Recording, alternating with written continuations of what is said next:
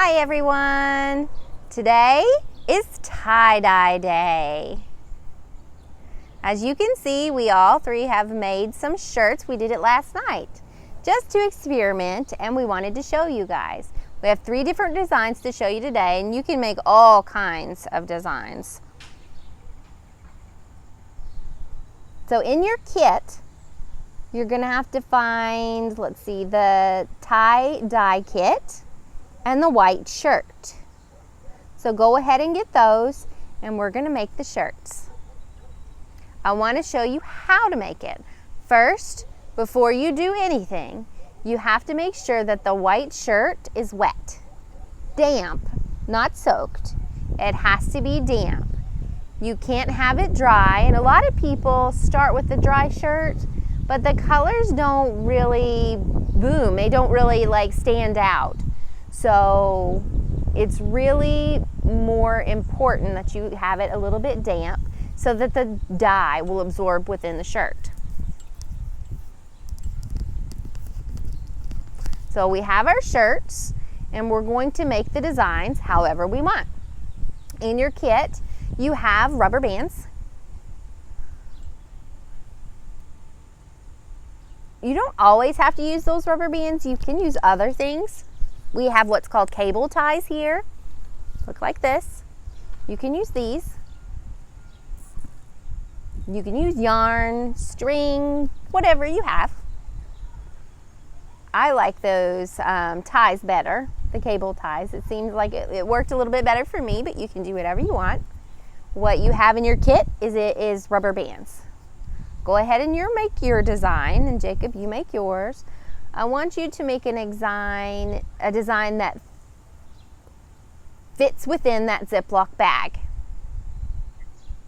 The reason is because you have to leave it in the bag at least 6 to 12 hours. You could leave it in 24 hours if you want. Okay, good job, Jacob. Hold on just a second. You can leave it longer. The longer you leave it in that bag, the darker your colors are gonna get. The more that they'll stand out, like Jacob's here. If you don't, it's gonna be kind of light. Okay. Brighton over here is trying to make a spiral. And I'm not exactly sure what Jacob's doing. I hope it looks good. I'm going to try to make some stripes. So I think you need some rubber bands for yours. Brighton, let's see. So when you're finished making your design, we're going to add the dye. But before you start the dye, I strongly suggest that you put on some gloves because it will get on your skin. We have some here, you can see. And it's hard to wash off. So it's very important to protect your hands. So I'm gonna go ahead and do my design while they're finishing theirs.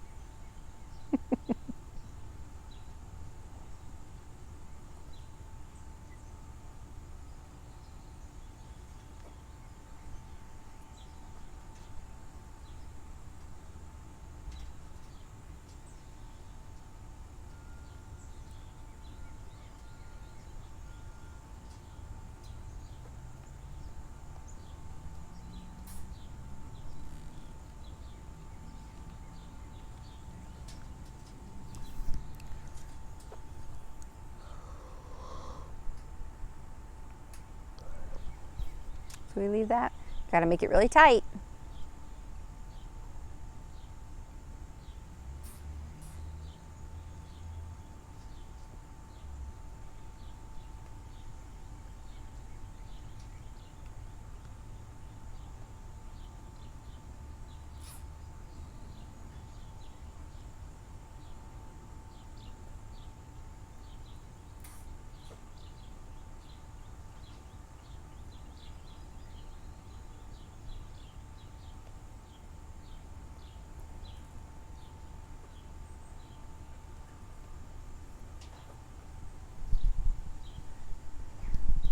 When you do try to make your tie-dye shirt, I think I gave you 2 to 3 colors. If you have more at home, you can go ahead and use as much as you want. I strongly recommend that you use 2 to 4, no more than 5 colors. If you have too many colors that you put in there, it's gonna become kind of gray. And you can't really see the colors, they're gonna blend too much. So keep it limited on the colors that you use. 2 colors can create a 3rd color. For example, if you mix the red and the blue, you put it together, what color do you get? Purple, purple, exactly. I have 4, I want 4, okay, that's fine. So if you mix yellow with blue, what color are you gonna get? Yellow and blue, brighten, you get green, good job. So whatever colors you pick, it's gonna automatically create another color itself. So you don't want to put too much in there, or everything's going to become just a gray, dull color. So once you have your design for your shirt, if you're not sure, you know, what to make, you can't come up with anything, you're just not interested, go ahead and look in your kit, and on that card in there is a link for more ideas. So some suggestions, and I suggest before you actually start with your dye, check that out. You almost done? No? Okay. While he's finishing his, I'm going to get the other stuff ready.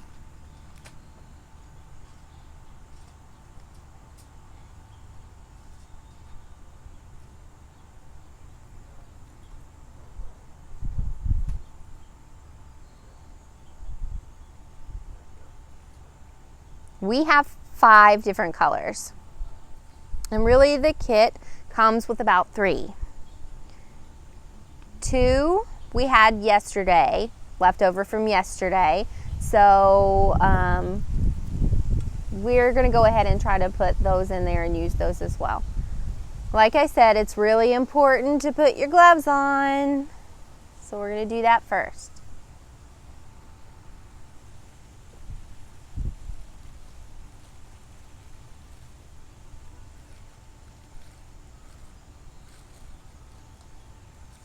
Those are his.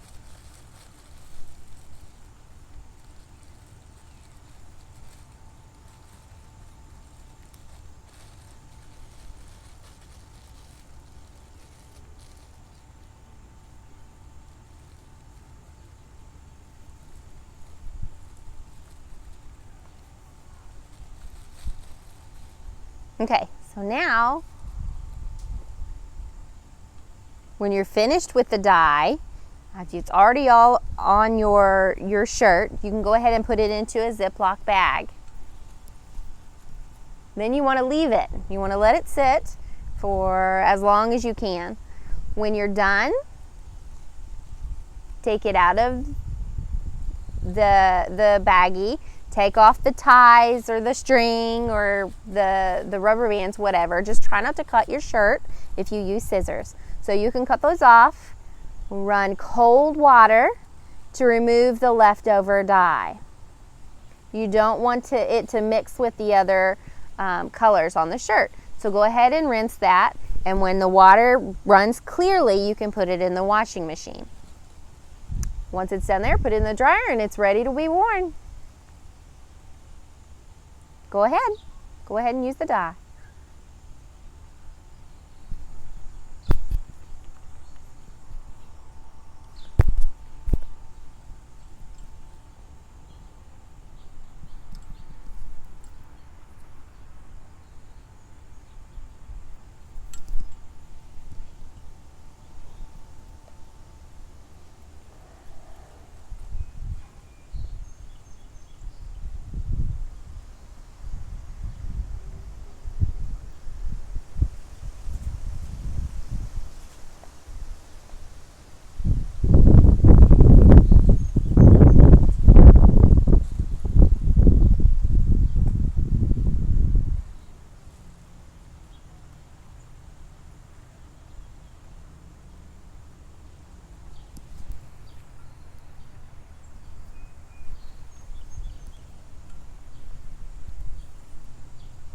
You don't want to put just a tiny bit of dye on. You really do want to soak it in.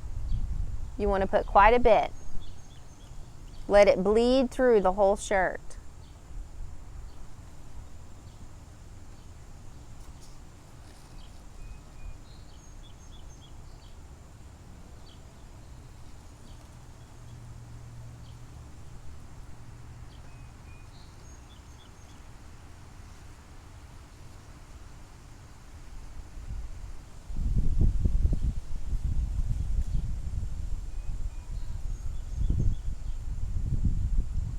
And Brighton's done. Wait just a minute. Put your gloves on first. Good job.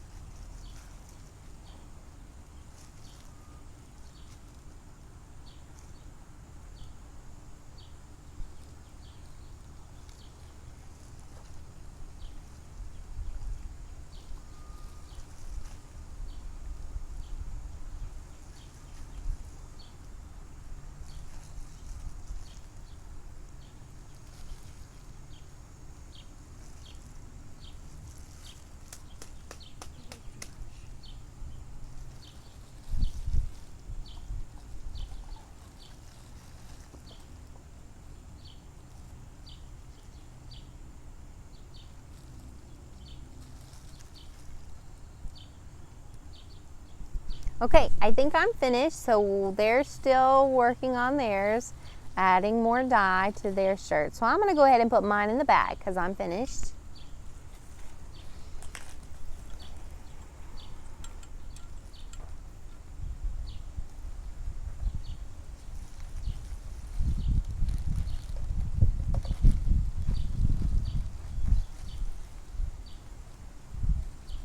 There's the red.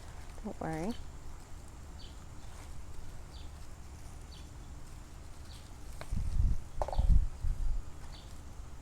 Okay, now it's done. I'm gonna leave it maybe 6 to 12 hours, 24 hours, however long I can. The longer it sits, the darker your colors are gonna be. It's really gonna be quite bright. The more it's gonna soak through. I hope we have enough color for these two.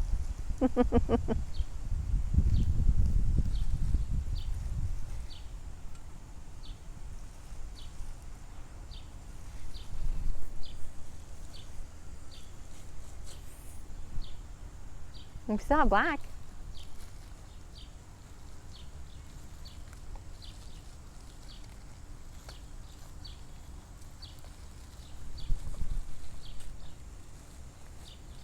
Lost the lid. It's okay, don't worry.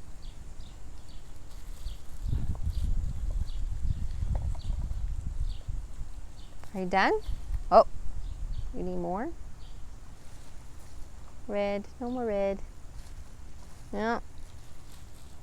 We're out of colors. You have to be very careful. Make sure to share with your siblings so that everybody has enough.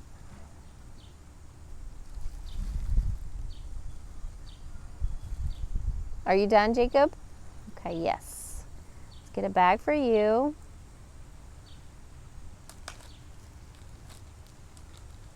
I'll help.